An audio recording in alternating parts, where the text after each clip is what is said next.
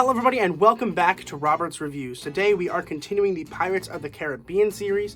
I didn't realize how long these movies are. They're all very long. This one's almost 3 hours long. I had no idea. I just started watching it. I was like, wait a second, how long is it? What? It's like 2 hours and 40 minutes long. It's crazy long. It really is. But today we're going to be talking about the third one, which is Pirates of the Caribbean at World's End.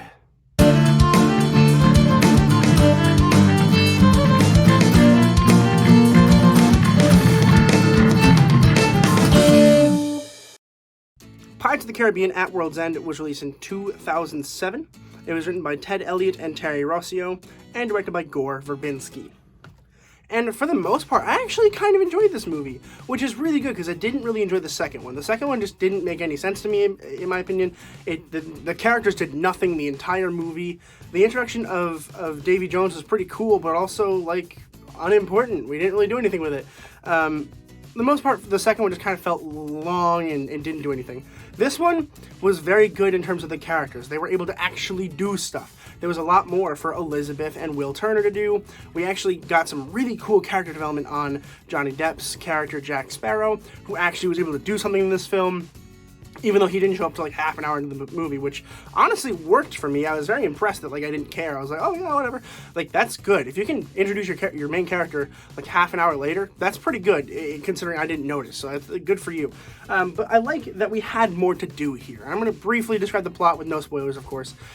The general idea is they have the pieces of 8, which mean that basically the 8 pirate lords have to get together to make decisions for stuff, and most of that doesn't make sense, but they're trying to go rescue Jack from the Davy Jones locker, but they're able to do that pretty quickly. And then from there, it just turns into this kind of war because everybody's got a different side, and then it's kind of weird. It doesn't make a whole lot of sense, but it works simply because the characters had stuff to do. As long as there was a motivation for our characters in the story, I was okay with it, because the second one had none of that. So this felt very refreshing to me. I was very happy about it. I appreciate that they changed the tone a little bit from the first film. The first film was very kind of loosey-goosey and fun, and also a little bit dark, which was good. I liked that. I think it worked very well for that film. This film was much more straight. It just felt more like an epic action movie with some comedy interlaced, but for the most part it was just a kind of action-adventure comedy, which worked. I actually think it was a very good tone for the choice of this movie, because if they tried to make this one a little bit too comedy, it would not have worked, I think. I think that having that strict dark tone worked for this film. The title, At World's End, doesn't make a whole lot of sense, if we're being completely honest with you. There's almost little meaning in that title. I think it's a cool title, but it doesn't have any impact on the actual story. Same with the Curse of the Black Pearl, where the Black Pearl isn't really a curse. I guess it's the curse of the people on the Black Pearl. Whatever, doesn't make any sense. Dead Man's Chest made sense, so good for you. But moving on. At World's End. Not a bad movie at all. This is probably the one that, so far, that I would rewatch the most. I actually had a lot of fun watching it. There were a couple issues. One, they introduced this entire Asian, pirate fleet, which is cool. I was like, oh, cool, a different pirate fleet, very cool. The issue that I had was that they didn't do anything. They're like, yes, we need to go talk to these people, and then they do, and then they do nothing the entire film. And I'm just like, why did they do that? There was really no reason to. I'm wondering if maybe that's just to set up something for a future movie. I don't know. They didn't do anything. Another issue is the runtime. It is very long, and some of the parts could have been trimmed down by quite a bit. Even the first big plot point, which is save Jack, was very quick. It was very quick. And I was like, oh good, this is gonna be a pretty fast-paced movie. No, the middle of it is very dragged out. We don't need half of the scenes in there.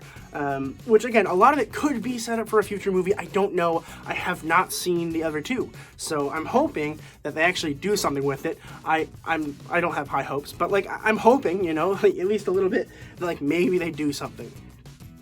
But for the most part, it's a very entertaining movie. If you like pirates, you like action-adventure, this one's gonna really grind your gears. It's really, really good. But for the most part, I think it is very good in comparison to the first and the second one. I think the first one's better. I think the first one and this one are very close. I think the first one's better in terms of tone. I think that the tone that they chose for the first one worked very well, whereas the tone for this one also worked very well for this one, but if you had switched the tones, it wouldn't have worked. But I like the length in terms of it being an epic finale, right? It's this giant finale for a trilogy of, you know, okay movies. But it didn't have the impact that a finale should have had.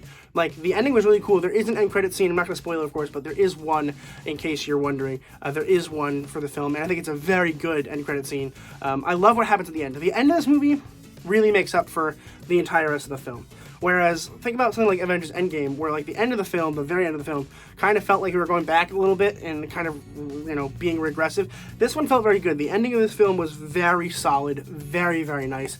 I know that one part of it was setting up for a future movie, but for the most part, it was just kind of a base setup, which worked very well. I actually really, really, really, truly enjoyed a lot of the aspects of the finale of this film. I think it was a good end to a trilogy, but there are 2 more to go, at least 2 more to go. I think there's a couple more in development as well, but I liked it as an end of the trilogy. I think it is a good movie, very fun, very, very, very, very, very. It's crazy to me just how entertaining this one is in comparison to the other ones. Like, the first one is cool to have in the background. You don't have to really pay attention to it. The second one, I just really don't like. I don't like the second one almost at all.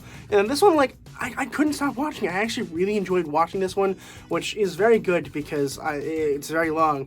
Okay, I realized that I just, like, changed shirts and that it looks different in the room. My cell phone decided that it didn't want to have enough room for any more of my videos I was making.